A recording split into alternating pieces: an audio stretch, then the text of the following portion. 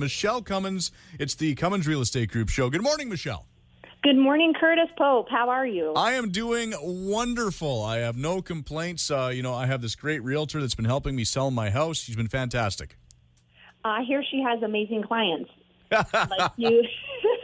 You and Kelly and the kids. Amazing. I wouldn't say amazing because, the tough part's going to be finding a house because, as you know, my daughter really doesn't want to move. You all have so much character and so much life, and even down to your pets. Like, there is, you have such energy, your family. It's just beautiful. You're a great that's family. One way to put it. Energy. That's the polite way to put it. Yeah, sure, we'll go with that. Oh my! I hear a lot of things are happening, and it's interesting because with things that are going on with everything, and still viewing homes and having to see and seeing the new ones come up. Like, it hasn't slowed down yet for real estate. There's still new homes coming on the market. In fact, a couple came on the market just new recently that matched your criteria again, and it's just a constant flow still. So it'll be interesting to see if and when the slowdown that typically happens every year close to this time, if it happens this year.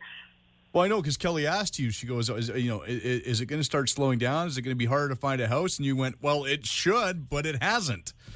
Exactly. This isn't your typical real estate year, that's for sure. Well, I guess that's one of the things here with all the restrictions we've been dealing with for the last 8-9 months. People have been doing home renos. They've been spending more time in their homes. I know even I did some of that this year, and I'm not much of a handyman, but I'm getting better. But people are starting to look around going, okay, if I'm going to be spending more time in my house, maybe it's time I get a new house, or maybe it's time I update this house, or maybe I start to look for a new house. Maybe I start the process, and it seems to be that has kept things going. Exactly, and it's just this, and like it's what do you call it? It's like a snowball. It's like once you start something or you feel it, you want to do it more, and I don't know the word I'm looking for, but it's contagious. That's the word. Yeah, well, that's a good word to use right now. Contagious, really? We're in a pandemic, and you use the word contagious, but in a good way. Yeah, see, everything can be, there's the yin and yang, the good and the bad. Yes. It's a positive contagion. And talking about positivity, this is typically as well at the time for giving because, towards this end of the year, obviously people are looking for ways of sharing and caring, and they get a bit of the, call it holiday spirit or the giving spirit during this time, and especially when, they're not encouraging, us going in and shopping physicly into places. And it's sad because for our local businesses and just because when we're able to spend money to give and share to others, it helps everyone in the long run, especially local businesses. But Giving Tuesday is ways you can give in so many ways, whether it's for REMAX and for myself, we donate to the Children's Miracle Network and our local Fraser Health for the Children's Division. And if you see the sign, like on top of my sign, you see the Miracle Home. This is a miracle home. And you wonder, what does that mean? Well, it means that proceeds of the commission for the sale of that home is going towards the Children's Miracle Network. So it's giving a miracle to a child. So that's a way. Union Gospel Mission is another way that I like donating to, and I actually have them on my homepage, a clickable link if you want a free, no obligation evaluation of your property, or you don't. Either way, I do match donations that are given to them through my website on my homepage. So if you click that button and do that, whether you want a valuation or not, I'm happy to match donations. And it's buy a coffee for somebody, behind you, or maybe some groceries at the grocery store if you're in line with somebody, behind you, or I don't know, any way you can look at giving. And Curtis, I know you guys at 107.1, you give so much and share your, the places, the charities, and everywhere that you guys are donating to. Absolutely. I mean, it's one of the things I find it's a great side effect of this job in that you really you get out and early on in your career and you start to do some of these events and you're just excited to be part of the community and things like that. And then you get out and you start to see change. You see how it helps people, and you see what you can do for people, and it really becomes something that you really enjoy doing. And I've had friends go, "You don't really enjoy going to these charity events?" I go, "Yeah, I do, because over the course of a career, you get to help a lot of people and raise a lot of money for great causes that the average person doesn't get to do." So I'm very thankful for that part of this job. It is true, and by giving of your time and volunteering, and that's a way of giving and donating, and just loving your fellow human, man, woman, like giving that time, and the encouragement, and how you said it encourages others to do the same. And I know certain, people say, "Oh, well, you shouldn't, give and let people know what you're giving," and I think, "Oh, well, sometimes you should, because." Some people, maybe it's a bit bragging. And I'm like, well, no, because I know when I see somebody give to a certain charity or somebody or something or a business or somewhere that they care about, it makes me care about it too. And I go, well, and maybe I'm a bit competitive too, but I like challenges and I like to give. So I'm like, well, if they're giving, I'd like to support that as well. So I don't know. I think it's contagious. Again, that word, but in a good way. Absolutely. Now, what are we talking about for this week's topic? I saw you give us a heads up on social media. It was the 10 questions you want to ask when you have multiple offers, I believe. Yes, and you are very familiar with this. Yeah, we've talked a bit in pieces about you selling my house, and yes, we have multiple offers in front of us, don't we? Yes. And therefore, it is perfect timing to talk about these 10 questions that you're so familiar with. And before we get into that, I wanted to give a few tips and real estate news that are happening right now. So one is, if you were going to purchase a home, I would suggest getting pre-approved. But the tip is not to buy a car before you complete on your home purchase.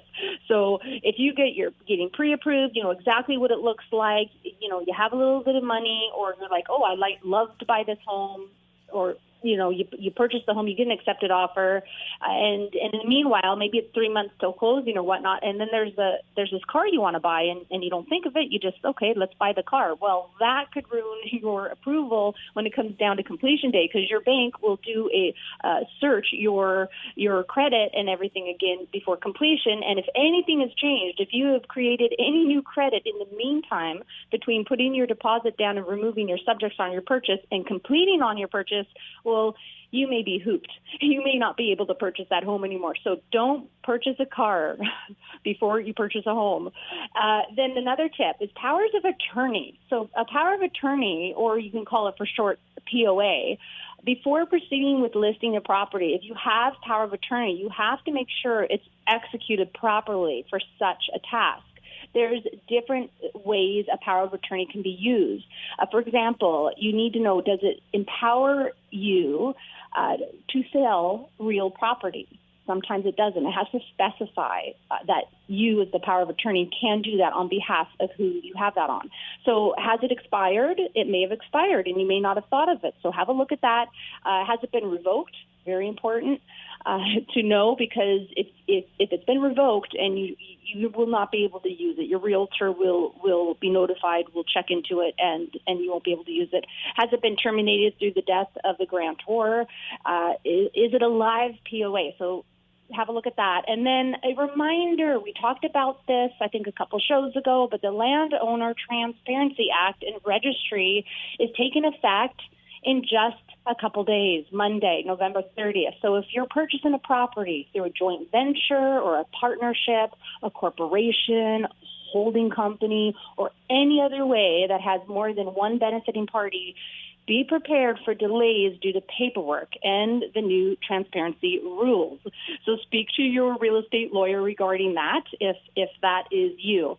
And I wanted to talk about the new commercial rent assistance program. So brand new Canadian businesses, nonprofits, and charities experiencing financial hardship from COVID-19 may be eligible for a subsidy to cover part of their commercial rent through the Canadian Emergency Rent Subsidy Program. This program is in effect, or was in effect, November 23rd, and it replaces the previous commercial rent assistance program. So, if you haven't been updated on that, I want to make sure everyone knew that one had lower pickup than the government expected. So the goal of Canadian Emergency Rent Subsidy Program is to support viable businesses and organizations as they head into a difficult winter. It's intended to be used for organizations that have experienced a loss of revenue due to COVID-19, and it'll subsidize up to 65% of rent or commercial mortgage interest on a sliding scale based on decline in revenues. The program also provides an additional top-up subsidy of 25% for eligible organizations temporarily shut down by mandatory public health order, and it's available retroactively from September 27th. So that means that it doesn't help businesses that had to shut down in the spring. So keep that in mind. So there's some tips and real estate news for you. And when we come back in our second segment, we will talk about the 10 questions sellers should ask during multiple offers. Your timing is impeccable. Like, we're right at time for this segment. If people want more information, what should they do? MichelleCummins.ca. And we are back with more right after this.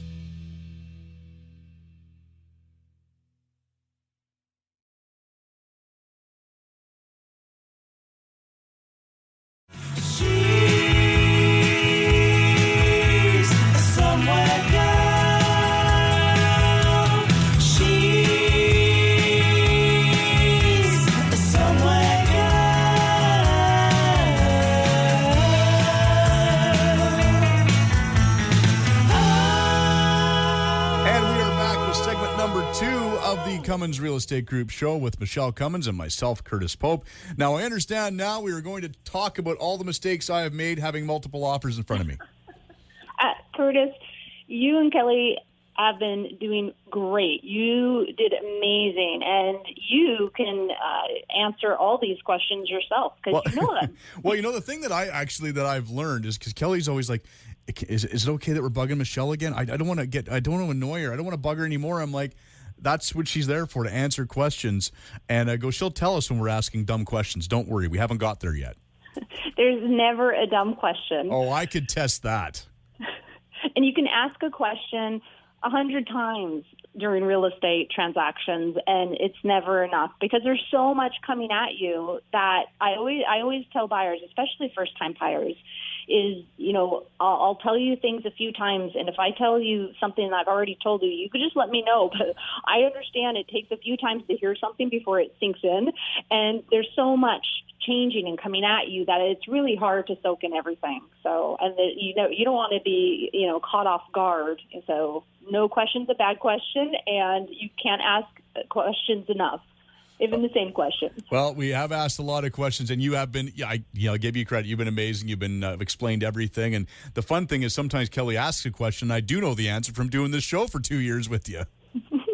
You almost don't even need me, huh? No, I need you because there's a lot of questions I don't have the answers for. Oh, gosh. And it's been amazing that all these multiple offers are still happening. I mean, amid this ongoing pandemic that we've had, it's been a seller's market, and it's still holding strong across actually almost the whole country. I mean, in many cities it's been happening, and the buyer demand, it's up while inventory still remains low, and it's making it more difficult with everything, and the restricted laws now coming up with construction and with service providers, which is going to just slow down the home building process, which is going to slow down more inventory from hitting the market. But all this is leaving buyers battling it out in multiple offer situations, and sellers are trying to navigate it through it all. And so having multiple offers is great. It's wonderful, but how do you ensure you're choosing the best offer and that you don't pass up on an even better one?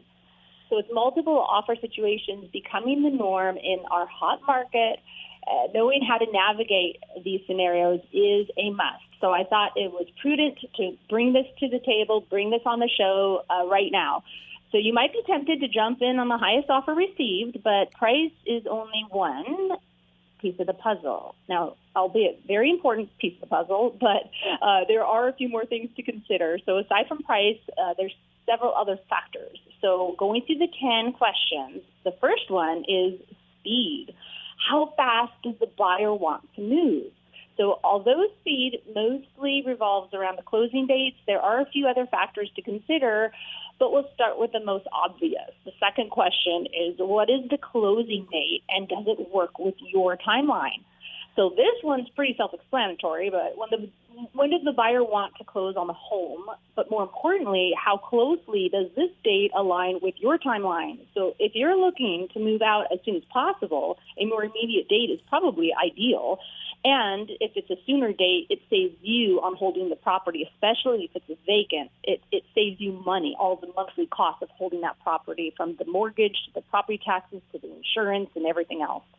But if they're waiting to close on a new home, they're probably looking for a bit more flexibility. So the third question is, how flexible is the buyer on timing? So if your circumstances require you to move on a specific timeline, is the buyer willing to accommodate that?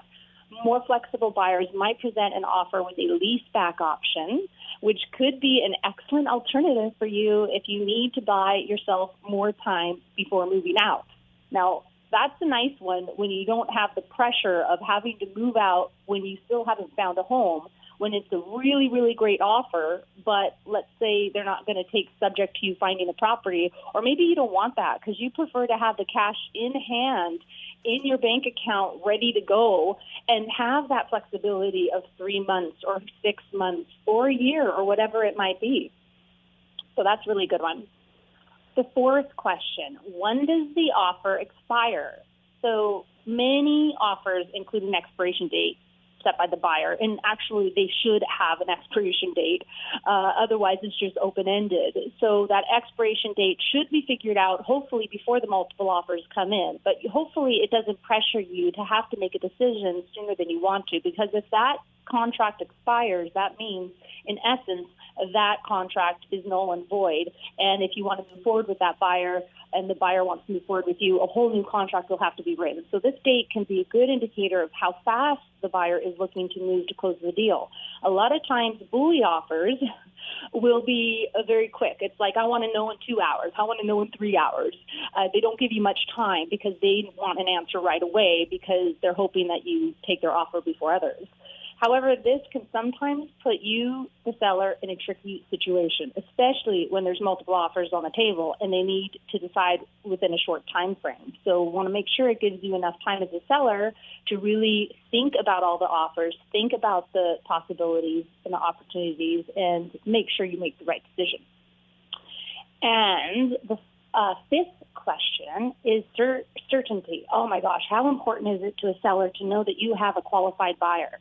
So how qualified are they? So once you've considered how well the offer aligns with your timeline, we move on to evaluating the certainty of the offer. So the sixth question is it an all-cash offer? Like, how many offers do you have? How many are all-cash offers? What does that look like? So most times, all-cash offers mean quicker and less risky sales, which is what makes them so appealing. The primary benefit to an all-cash offer is not having to worry about all the possibility of an appraisal coming in too low, or third-party financing falling through, or, the inspection, any out that the buyer can have, any hiccup that can happen. Those all go away when you have a cash offer. So when people say cash offer, okay, does that mean just no financing subject, or does it also mean no subjects?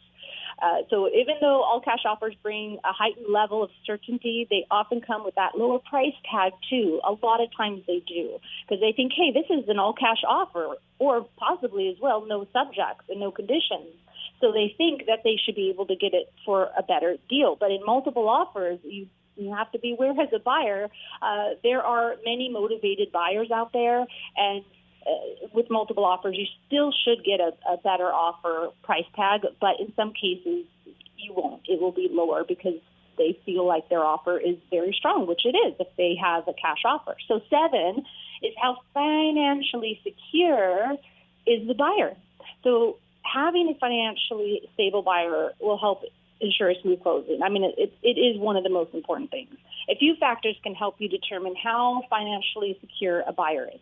How much they're putting down, is part or all deposit attached to the offer, or at least within 24 hours of being accepted. So again, a strong deposit, and is it along with the offer, or at least going to be given within 24 hours? And then you think about, is part of the deposit or all the deposit going to go straight to the seller, non-refundable? Because what if you as a seller need that to help you put a deposit in on the home you're going to purchase? It might help with that a bit. So some things to think about. When you have multiple offers as a seller, you have control. You have the power to make it what you want. So use that opportunity and use those multiple offers to get the best possible deal. So down payment. So typically a higher down payment is it's probably about 20 to 50% is a really strong indicator of a financially stable buyer. Even if it's not deposit straight down, even if it's a deposit with some conditions, if it's the best offer and they happen to have a couple conditions, I mean, if they have a 20 to 50% deposit ready to go, though, that indicates a very stable, financially stable buyer. Pre-approval. Make sure these days have to have that pre-approval. So that's a financially strong buyer. So question 8, are there contingencies? So we talked a little bit about that, but contingencies are those subjects. So when buyer submits an offer with contingencies, they're stipulating additional requirements like an appraisal, like an inspection, all those things. So, of course, waiving those conditions as a buyer, of course, is a much stronger offer. So, number 9, price. How much are they offering? Although price is pretty self-explanatory, there are a few additional factors we always take into account when evaluating an offer because they'll end up affecting your net proceeds. So number 10, is the buyer offering that lease back, and at what extent? So going back to that, so there's cost in holding your property, but if you don't need to move for 5 months, maybe you're going to retire in a year from now, but you're wanting to sell today.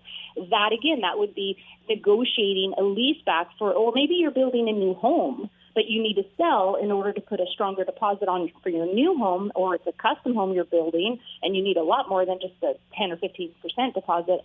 So you need that time frame of a year or so before you move out. So if you require that more flexible timeline, buyers who are in the know might add that option for the leaseback to your offer, to the offer sheet that they're giving to you. So we, as realtors, make sure we talk to all the buyers' agents and find out all this information to best help get you the best offer possible. So typically the buyer requires the seller to pay rent during the leaseback option, and a lot of times you can get it for under market rate, and sometimes a nice gesture is that you might end up maybe getting a few months free rent or part of it as free as well. So that's a really, really great one, and that's the 10 questions sellers should ask. And so I know we probably have to go soon, Curtis, but I wanted to mention this new listing this week. It is called the Stokes House. It's Mission's first hospital between 1920 and 1925. It's so amazing. It's a unique BC Mills Trading and Company catalog home. It's full of character, and it sits on 2 legal duplex lots. That's 2 PIDs and 2 titles. It's at 32945. Write that one down quickly. 3rd Avenue in Mission. Go to my Facebook business page, is at Fraser Valley Realty, or my website. And the future of this property is also attached multifamily, so in the overall community plan. So it's just beyond good investment opportunities, but also it's a fantastic house. The house is on an over 8,000 square foot lot. The kitchen is renovated, and it's over 3,000 square feet, the house. It's 5 bedrooms, 2 full bathrooms with a full, big, unfinished basement. And it's got a new hot tub to relax in, views of the Southern Mountains, and the price tag on it is $868,000. Okay. Yeah. And so Thank you so much for a great another week and show and a quote. I should probably end the show with a quote. I would hope so. I thought we were going to miss the quote again. I was going to panic. No, never miss a quote. Do you like Charlie Brown? Of course. Wah, wah, wah, wah, wah, wah. That's what I hear most of the episode from you. You're Charlie Brown's teacher. It's not what's under the tree that matters. It's who's around it. Very nice. There you go. After I make a Charlie Brown teacher joke at you, give us a great quote anyway. Always. All right. Well, if people want more information about you and the services you provide as a top-notch realtor, what can they do? MichelleCummins.ca. And once again, you're going to want to tune in next week for another edition of the show where once again we will talk real estate in order to unlock your real estate potential on a show where real estate is maximized. Thanks for listening.